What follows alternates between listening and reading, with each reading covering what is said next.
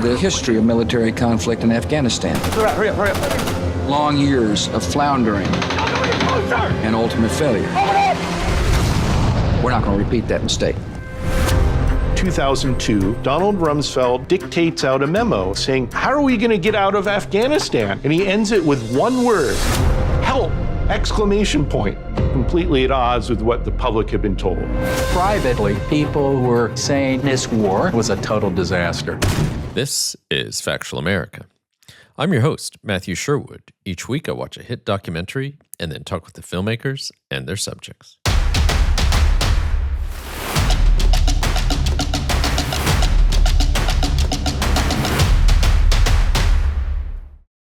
Bodyguard of Lies, now streaming on Paramount Plus, exposes the falsehoods and secrets that turned Afghanistan into the longest war in U.S. history.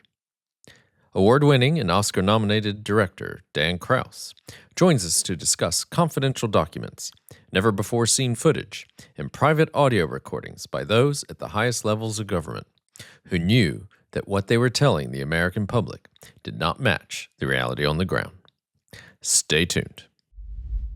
Dan Krauss, welcome to Factual America. How are things with you? Doing okay, yeah. Thanks for having me. Yeah, just to remind our viewers and listeners, we are going to be talking to Dan about his new film, Bodyguard of Lies. It premiered at Tribeca. I think it's on a limited theatrical run right now, and by the time this podcast and recording is released, it should be streaming on Paramount Plus from, I think, September 23rd. So congratulations, and great to have you on. Oh, thank you. Yeah, no, it's great to be on. Thanks for having me. Yeah, no problem. Dan, maybe you can get us started. What is Bodyguard of Lies all about? Maybe give us a quick synopsis. Sure. Well, I mean, in short, it's about the story of how the U.S. government misled the American public about the war in Afghanistan over 4 administrations for 20 years. It's interesting. When the project was first brought to me, I was uncertain whether there was really space left for another documentary about Afghanistan. Right.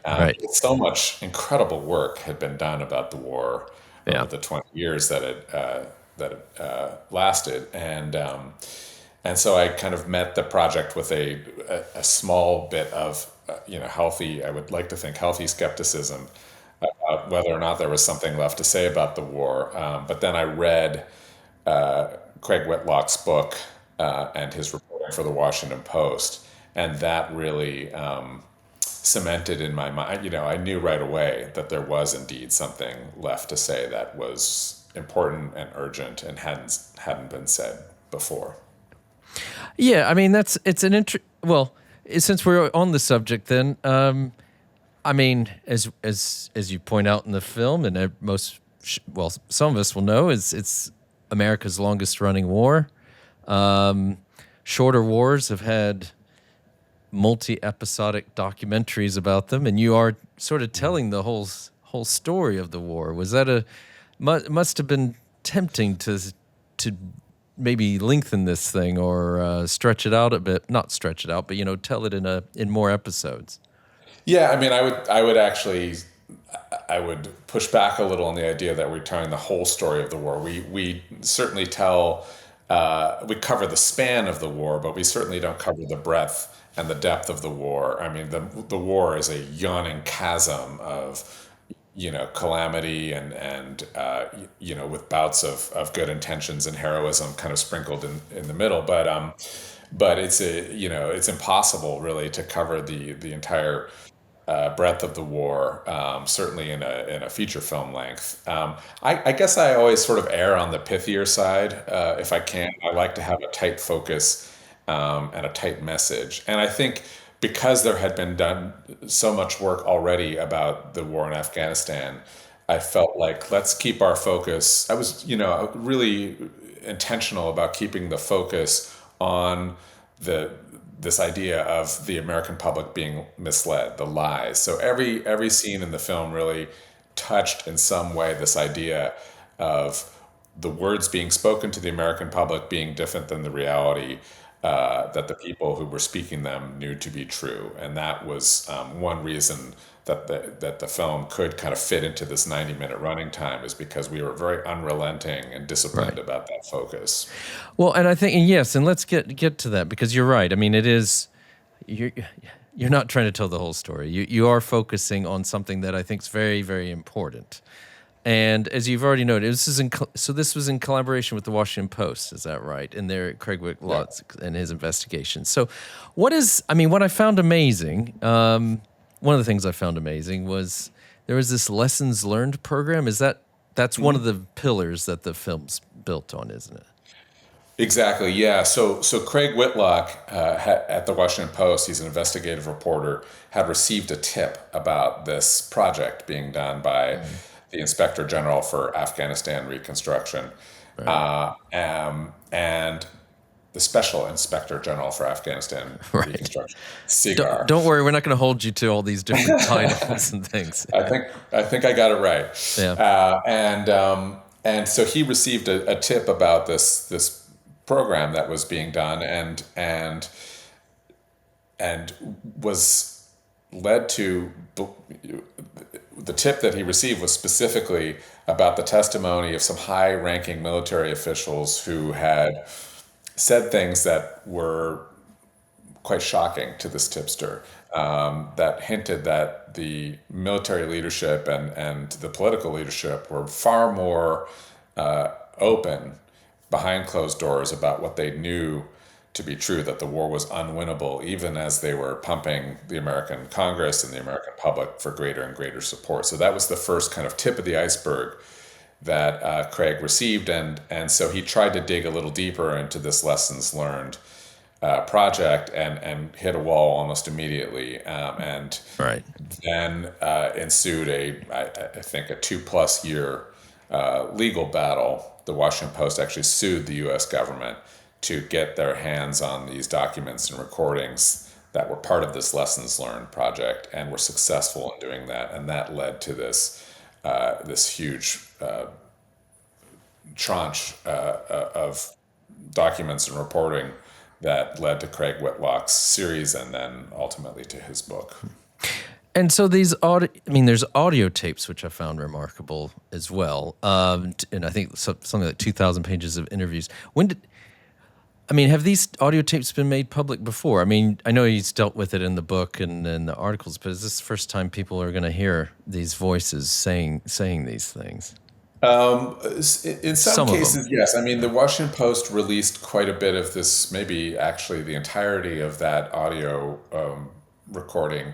I'd have to double check to see how much, if they released the entirety of it or not. I don't actually recall. But for some people, I would think most people have not heard the recordings. That there were certainly that Washington Post series got a lot of attention, and some people may have gone deep enough into the links to find those audio recordings. But we definitely featured them prominently throughout the film, and I think for many people it will come as a surprise to hear what these voices are saying, and the sort of casualness with which they express these kind of galling sentiments.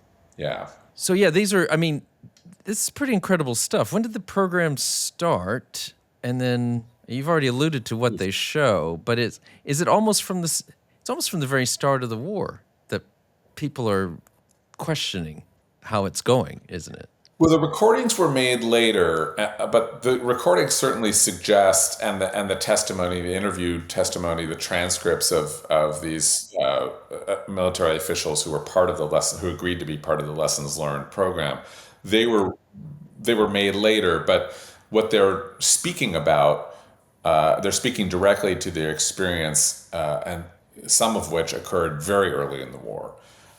So it's clear that some of these military officials, State Department personnel, military personnel, some of these folks knew early on that, oh boy, we're in trouble. This is not. We don't have a clear sense of mission. There's no clear yardstick by which to measure whether our goals are being accomplished, and this is going to last a lot longer than anyone realizes, and commit, a lot. There's going to be much more blood spilled and many more resources consumed over the course of this war. And I think there were even folks very early on, including Donald Rumsfeld, who had questions about whether the war was winnable and how we would ever get out. Right. And so that's exactly. And it's like, so there's this public persona, and I think your film deals with it very well, because it's a real, we've been here before, right? We've been here with Vietnam and other conflicts. But it's never like it's some, it's not like there's a memo from on high saying everyone lie about the war. It's kind of it's what is it about the culture, what is going on that creates this environment where, people are afraid to speak up, or if they do, or, they keep perpetuating these. Sometimes it's just hopes that maybe things will turn around, somehow. Yeah, I think there's a few reasons. The first and most obvious reason that people may not have been as straightforward as they should have is job preservation. Right. It was pretty clear that if you didn't fall in line and, give some sort of rosy proclamation about the prospects of winning the war and the success and the progress that was being made, that you would be fired. And we saw that most dramatically, of course, with the firing of General David McKiernan, a four-star general, who was fired during the Obama administration because he wasn't being positive enough about the prospects of success in Afghanistan. So I think there was a very clear message, whether it was explicit or implicit, that if you didn't support this kind of rah-rah victory is nigh kind of narrative, that you were going to be out. And so people wanted to save their careers, which is, something that I think everyone can relate to. And then, of course, there was this idea, I think you sort of alluded to this very American brand of optimism and can-do spirit. And that's something that I think is, look, there were American troops in, a dangerous war overseas. And I think that there was a lot of will on the part of certainly the military leadership to kind of will victory into being by saying it out loud, that we will win, that we have the best trained soldiers in the world, which, look, that's certainly, there's truth to that. But this idea that they could sort of, cheerlead our success in Afghanistan by saying it out loud, I think was something that everyone, it played well with the troops. It played well with the American public. It certainly played well with their superiors. So this idea that they could, that there was this can-do, very infectious can-do spirit that there's no way after losing Vietnam, guerrilla war against an insurgent military in Vietnam, that we were going to repeat that mistake again. This time was going to be different. Right.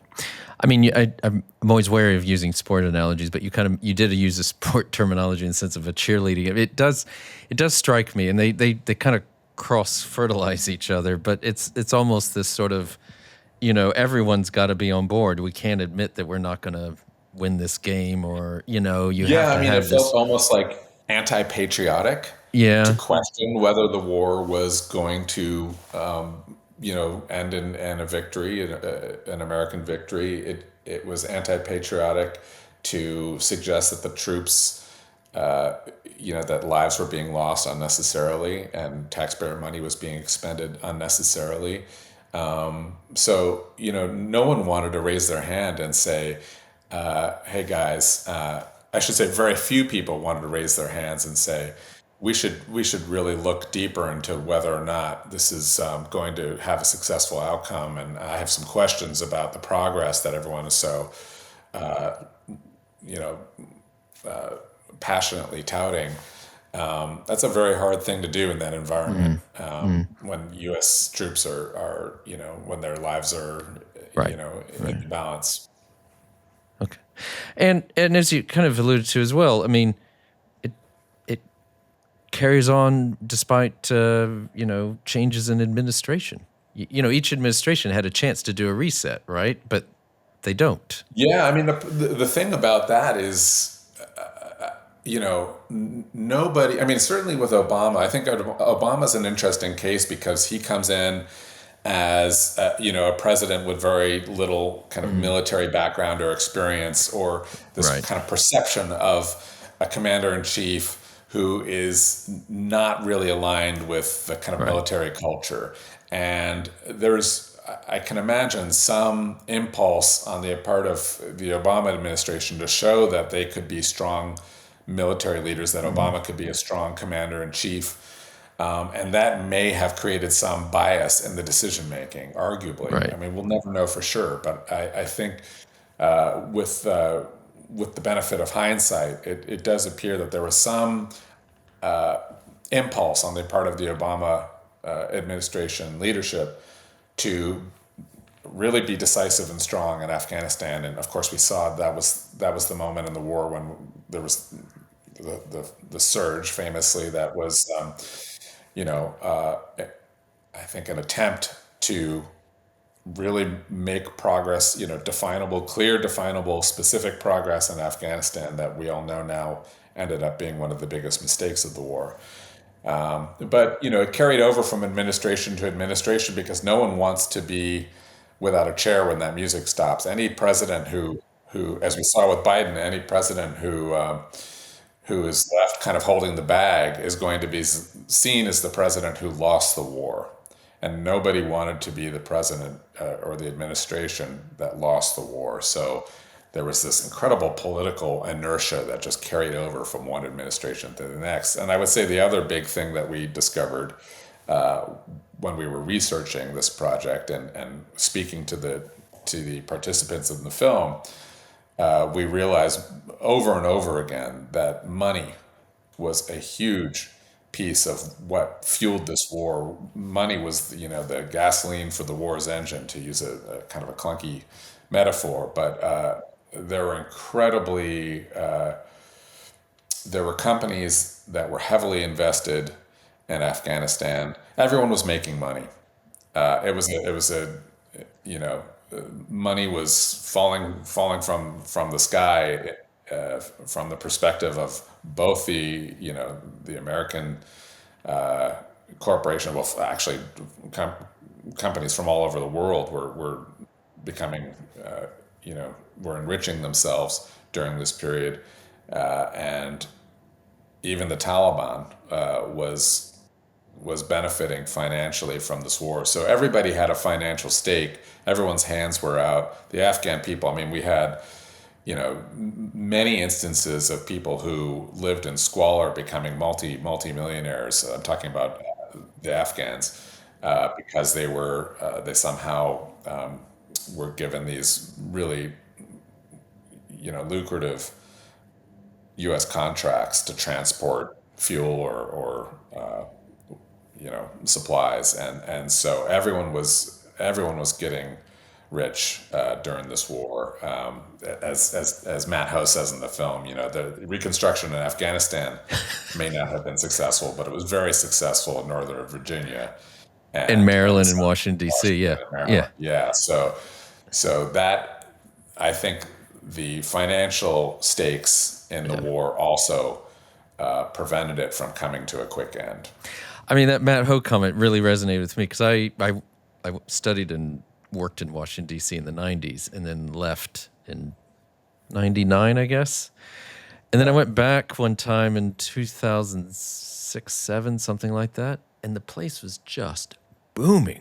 There's this kind of revolving door between a lot of these defense contractors and the military. I mean, you have former military officials who then get jobs working for contractors and have easy access to the folks, the decision makers, the people handing out the contracts in the government, and on it goes. So you have a lot of ex-military people who are making a lot of money and who are very kind of intimately linked with the folks that are running the war, and it creates this this kind of perfect storm of calamity when you have people, with a financial stake and the war continuing, very closely linked with the people who make the decision whether or not to continue fighting in Afghanistan.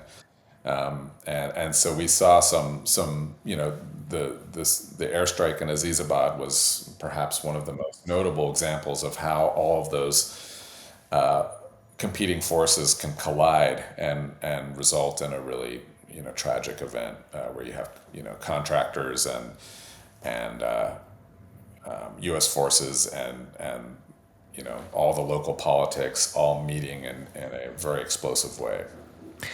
I mean, I think as you document, and others have as well, but it's just trillions of dollars get thrown at this. And anytime you throw any money around, but you start throwing about sums like that each year, we're talking billions and billions. I mean, it's less about overt corruption, though you do have, you have some different tent poles in the story. And obviously one is one case of corruption that you documented. So there was that going on. But it is this sort of, as you say, who's going to, and some of this existed when I was there in the 90s in Washington. Certainly I got invited to someone's, through a friend of a friend, and, found out this guy was somehow not an arms dealer, but, he was in the defense industry, and he was living in a really nice giant house in suburban Maryland. But, that all went on steroids in the 2000s and onwards. Oh, I was going to say, you mentioned a second ago about the corruption in Afghanistan. One of the things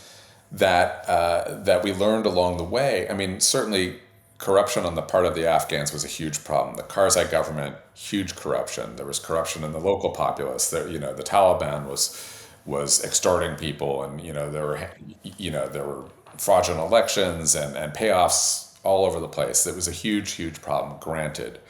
What's not discussed as much is how the U.S. enabled that degree of corruption by pouring buckets of money. We're talking about pallets of cash being brought in on aircraft and basically blanketed over these villages that were very impoverished and had never seen that kind of money before. And of course, everyone's going to put their hand out and want to get a piece of that, including, as we discovered in the film, U.S. military personnel. Yeah. We're no, I would say, we are not immune to the temptation of fresh U.S. currency.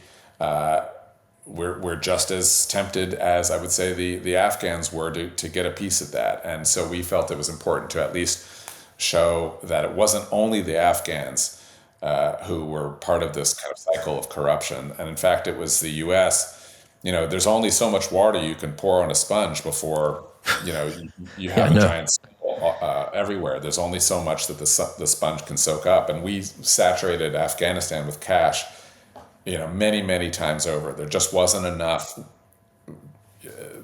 absorbency, you could say, in the country to make good use of all that money. And so it went to a lot of bad use, including, as I mentioned earlier, into the hands of the insurgents, the Taliban, the people who were shooting at U.S.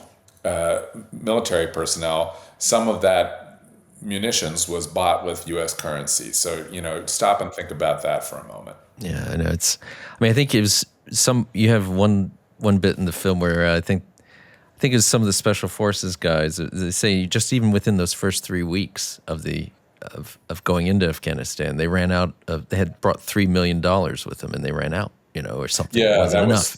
The CIA, that's right. Yeah, the CIA that's went. That's how the war started with money. The war started with a small cadre of CIA personnel on a old Russian helicopter with a backpack full of cash, and that was how the war started. And cash was the thing that kept it going for 20 more years after that.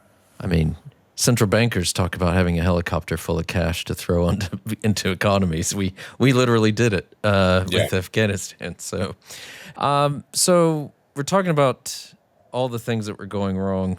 We could have many podcasts, as just like you said, there's been many films discussing everything that was going wrong with the war in Afghanistan. But one thing. Well, who was the guy who was basically saying that in order to really do anything militarily from a tactical standpoint. In a strategic standpoint, you need a foreign policy. And that's something else. It strikes that everyone was making things up as they went along. You get that kind of impression. Yeah, that was from Ed Reeder, who was the general who was in charge of special forces in Afghanistan, and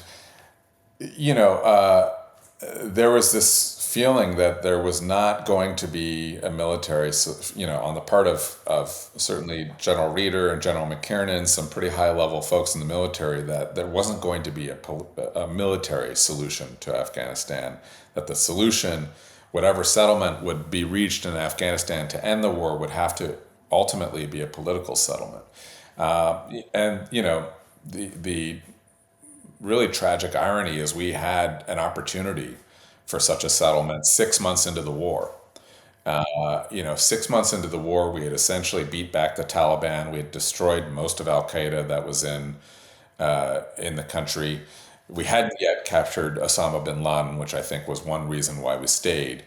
But there was this opportunity 6 months in to create some sort of settlement with the remnants of the Taliban and maybe create some skeleton government to start the Afghans on a path toward kind of rebuilding their own country, and we decided not to engage with that process and continue and grow our presence in Afghanistan and go after the Taliban. In addition, our initial goal, of course, was to go after Al-Qaeda, the masterminds of 9/11, which was not perpetrated by the Taliban.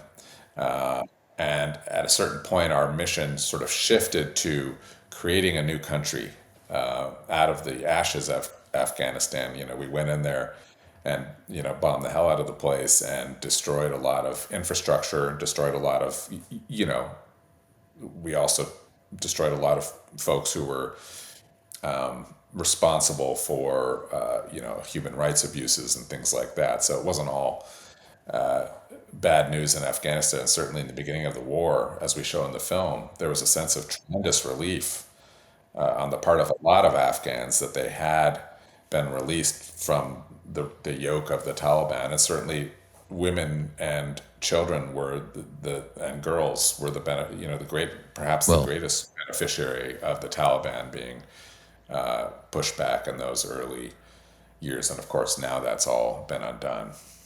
I mean, that's what's so tragic about this. I mean, there's so many tragedies, but the fact that here we are, 20 years later, we end up back where we started from, in essence. Yeah, that is one of the most bitter, legacies of the war is that and the people that lived through it, I think, especially taste that bitterness more than anyone, of course, because they tasted freedom.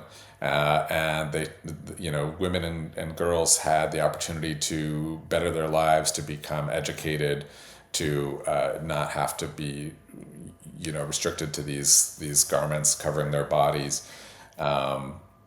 Afghan men could shave their beards, they could see movies, things like this. So there was a lot of, they really experienced kind of joy and freedom in a way that they hadn't for many years.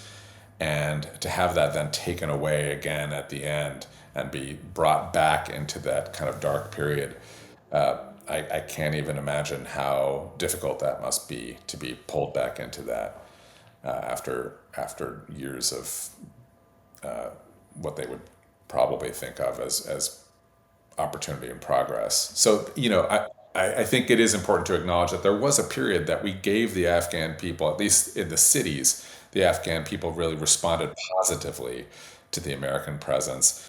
In the in the countryside, it was much more in the rural areas. I would say it was much more complicated. But in the urban centers, they really enjoyed having the American troops in country.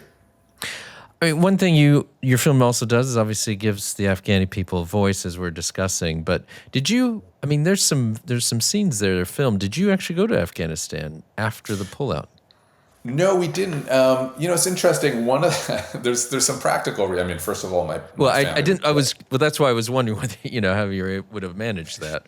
Yeah, I mean, look, I have a wife and kids, so that's part of it. Certainly, like they would probably, physically restrain me from leaving, but to go to Afghanistan. But we actually looked into it, and one of the interesting things about going there, purely from a logistics standpoint, is that you cannot get production insurance to film overseas in Afghanistan. Right. So there was that kind of issue. We're doing this with some companies that insist on having insurance, and so there was this sort of like practical consideration, like we can't get insured. But there are a couple fortuitous things. I mean, one, I had a good colleague that I've known for many years, who's one of the producers on the film, and he is a native of Kabul, and works in London and Kabul, and he was in Kabul when we were needing to do some production there and was available to help us. And so that was one fortuitous event. The other fortuitous event is that the technology existed, that I could see exactly everything that was being shot thanks to Zoom and WhatsApp and FaceTime and things like that. So I actually was able to pretty effectively remote direct a lot of our shooting in Afghanistan with the help of this producer friend of mine. And we had a very talented crew in Afghanistan, and it all just came together. I think in the end, the fact that we had an Afghan crew and an Afghan producer sitting in the room with our Afghan subjects made for better content than we would have gotten if a bunch of Americans had trundled in. I think we would have had, how shall I say it, sort of stiffer responses, less forthcoming responses from our subjects. So I think it all worked out in the end. But that's my long-winded answer to whether or not I went to Afghanistan. Well, but I was curious because you do have an interview. Is he a Taliban warlord or a fighter of some sort? Yeah. And then it was very weird. Like, I'm like talking to the Taliban on my computer like we are now, and then going to pick up my kids from school and having dinner. It's a very interesting time to have this technology at our disposal as filmmakers. And then you also have the former interpreter for the U.S. forces, and he's in hiding. Yes, right? Yeah. And that was a slightly different situation because that interpreter, we couldn't bring a crew to him for security reasons. Because if a camera crew showed up he was in a safe house. No one knew where he was exactly, and we intended to keep it that way for his security. So we couldn't bring a camera crew to his safe house. And so what we did, Jawid's brother, Jawid is the name of the interpreter who we contacted, who was in hiding in a basement in Herat, Afghanistan. And he was being hunted down by the Taliban. I mean, they were calling his cell phone and trying to lure him out, to draw him out of hiding. So we had to be very, very careful with how we filmed with him. And we had a bit of luck there because his brother was a journalist, I believe a freelance journalist, or maybe worked for the local newspaper there in Herat. I can't remember exactly his position, but he had enough familiarity with cameras that we could rely on him to film. And there was nothing suspicious, of course, about Jawid's brother going to visit him. And so I was able, and again, we had Zoom, so I was able to, in real time, sort of direct the shoot. And also I provided some documents for Jawid's brother that kind of, with examples of the kinds of shots we were looking for and a list of angles and moments that we wanted to capture. And he was terrific. And it just, it really was just a stroke of luck, really, that we had someone who was capable and talented and able to work with us and not draw any attention to Jawid. Well, I mean, it's amazing, and it resonated with me as well because, just for transparency's sake, my brother is retired U.S. Army, and he served at least, I don't know, we lost track. I mean, it's this other thing that you raise about this war that kept going on that people kind of forgot was happening. But and I even did, even though I had a brother serving there, right? And he did at least 2 tours of duties. But you have a scene with the former Marine who's trying to get people out of Afghanistan after the pullout. My brother was doing the exact same thing, and I'm getting a WhatsApp message from him saying, "I'm on the other line to the," it's just crazy. But he goes, "I'm trying to avoid calling him too much because I don't want him to get tracked down, but here we are. This guy's in hiding. The interpreter he knew, in hiding. They're all working. All these former. I think my brother said he even got on the equivalent of like the dark web of some sort to try to get these guys out. That were stuck. Because they have a big giant target on their back, and still do. I mean, in the case of Jawid, in the film, we never actually reveal what happened to him, and that was a deliberate choice. He did. I mean, for your audience, I will say that he did get out of Afghanistan, and is now safe in the U.S. Well, we'll see if he's safe. It's hard to know with the current administration whether Afghan refugees will be safe or not. But for now, he's safe in the U.S. The reason that we didn't disclose that in the film is because there are many thousands more who are still there, who are still in danger, and we certainly don't want to suggest that there's an easy path for those folks out of Afghanistan, and it's still an ongoing urgent situation for the people who we promised to grant asylum and to get out of the country. That was the deal we made with them. Come work for us, and we'll take care of you. And that was another, I guess, another tragedy.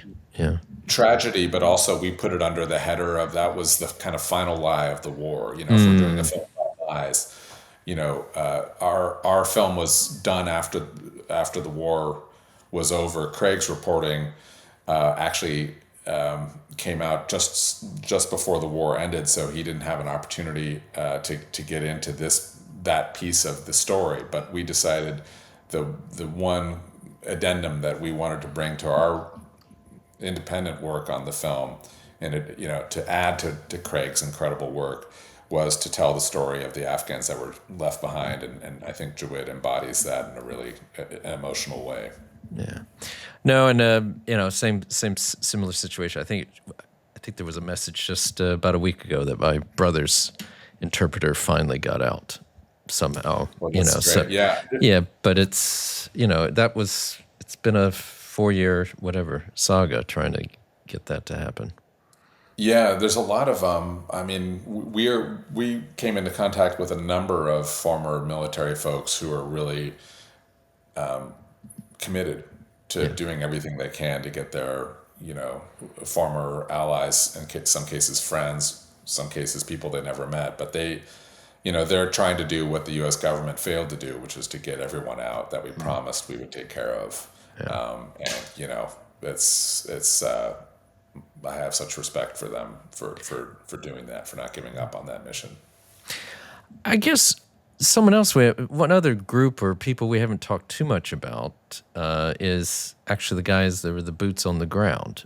Speaking of these guys, and I was just wondering, you've got some incredible footage of, some of it horrific, obviously, but some incredible footage of what it was like being there on the ground. Was that, how'd you come across that? That was some...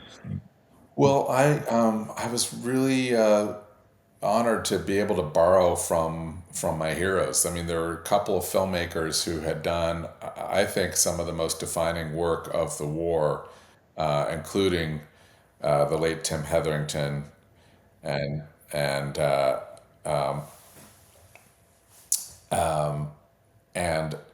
Dan Dennis, who did a film called Hell and Back Again. Then Restrepo was Tim Hetherington and Sebastian Younger.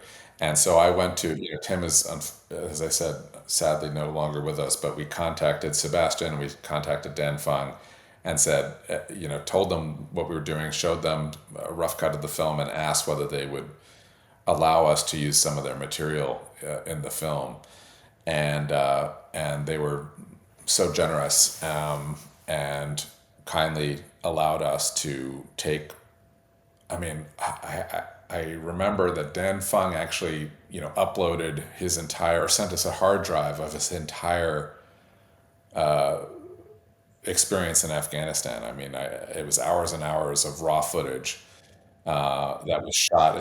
To this day, I think some of the most visceral and gorgeously shot. And it's a weird way to describe that footage because some of it is horrific and hard to watch. But his ability to compose beautiful photography under the most harrowing circumstances is something that I don't think I'll ever forget. And the same goes with Sebastian and Tim. I mean, they were, if you've seen Restrepo and if you've seen Hell and Back Again, you will know that this war is the first war where we've really had that very up close cinematic, you are there kind of experience of war. And since then we've seen, we're seeing similar work that's coming out of Ukraine, for example.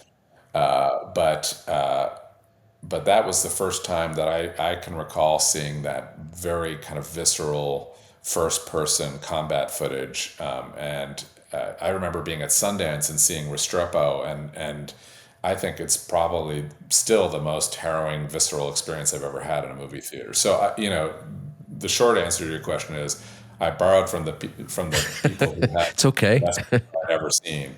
I'm just so proud that we were able to use their material proud and honored that we were able to use that material in our film to help bring that experience back. Certainly, there are people who have never seen it before. There are young people, my own kids, for example, who just haven't been alive long enough to have ever seen that, material. And so I think for a new generation of people who are trying to learn about the war, just to have an opportunity to see what it felt like was really important. And now that you've been through this, you've done your own investigations and turned things up. Do you have any hope for the future? Do you think will we finally learn will the U.S. finally learn its lessons? We are seemingly a nation tired of forever wars, and there's that generation that served in these wars that's coming of political age, right? And starting to potentially get into positions of power. Is there hope, or are we just the U.S. doomed to repeat these mistakes yet again?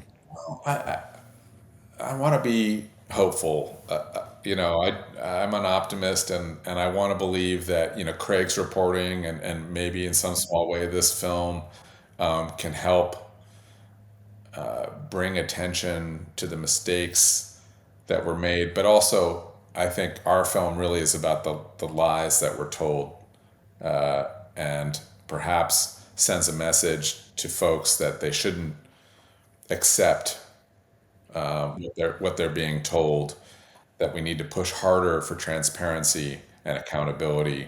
Whether or not I believe that's something that we're going to learn the next time around, I mean, you could argue that we're not learning it right now as we sit here speaking to each other. I mean, there are conflicts raging around the world where we're being lied to. It's happening. As John Sopko says, they're lying to you right now. So it's hard to believe that that the kind of mistakes that were made in Afghanistan and Vietnam before that are going to be wholly absorbed before the next conflict comes around that the U.S. is engaged in. And, we are already engaged in conflicts around the world. So I want to be hopeful, but we were hopeful after Vietnam that we would never make those mistakes again. And famously, for example, Obama had a book about Vietnam on his bedside, and Donald Rumsfeld said, "I don't do quagmires. We're not going to do it like we did in Vietnam." So they were aware of the mistakes in Vietnam and still made them again. And that's the thing that tempers my sense of hope, is that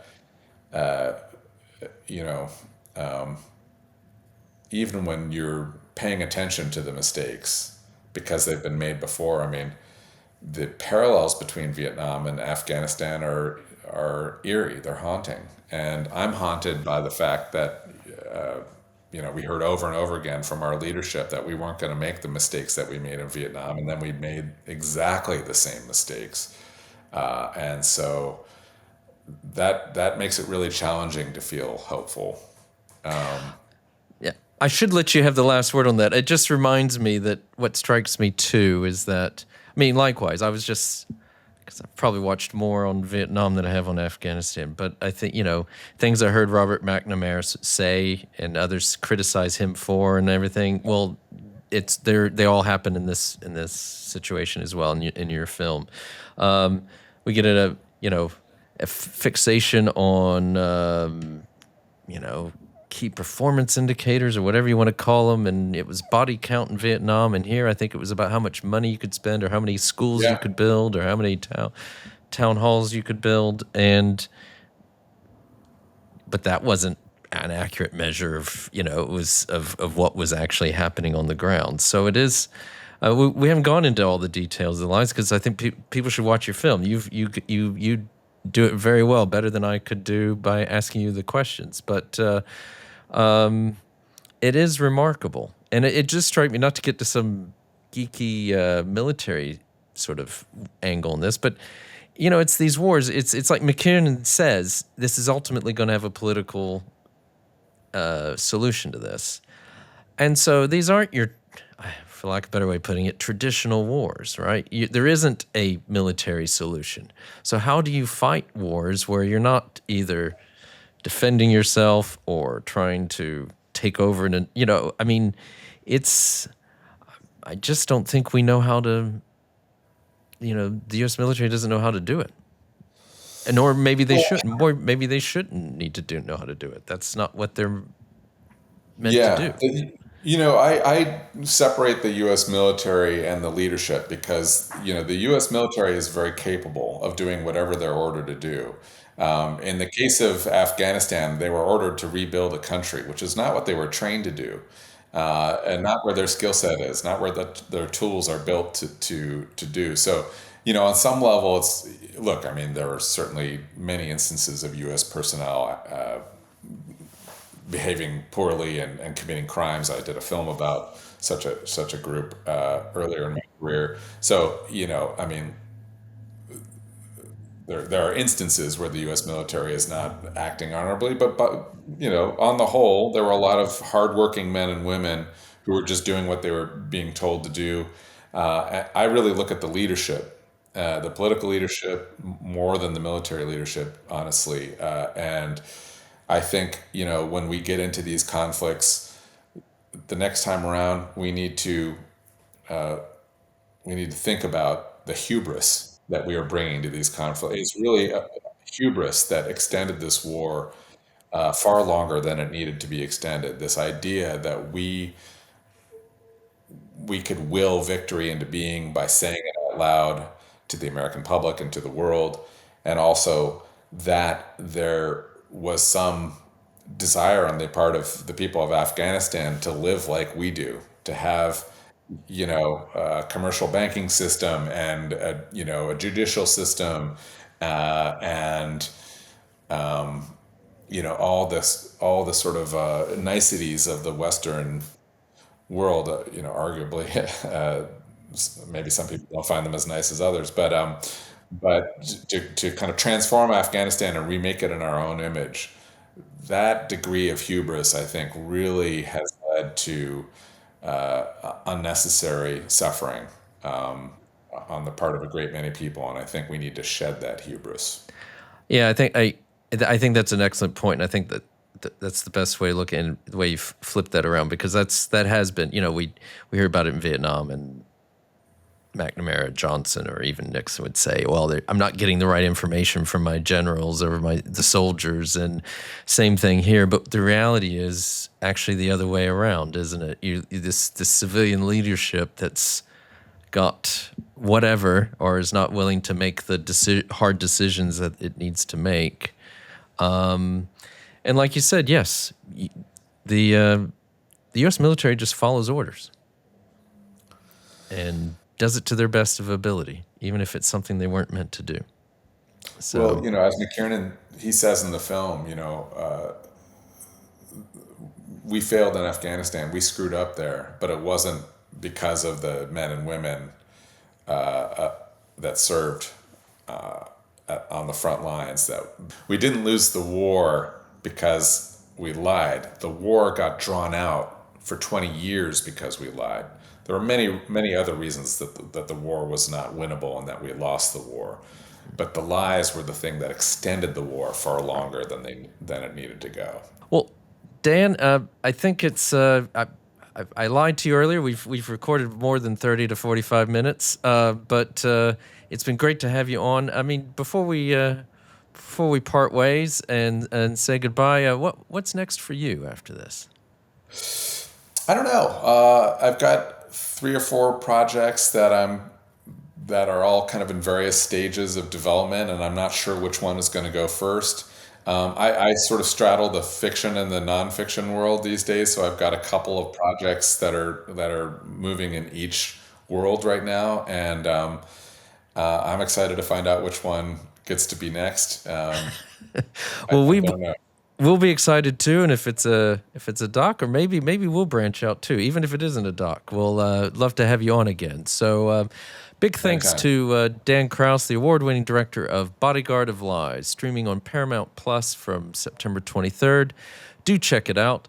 And please like the episode and follow us wherever you listen to podcasts, or subscribe to your YouTube channel, and remember to ring the bell to be notified of future episodes. Thanks again, Dan. Great to have you on. Thanks so much. I had fun. Thanks for listening to Factual America. Please subscribe and like us, and share us with friends and family. Find us on YouTube, social media, and factualamerica.com. This is Matthew Sherwood, signing off.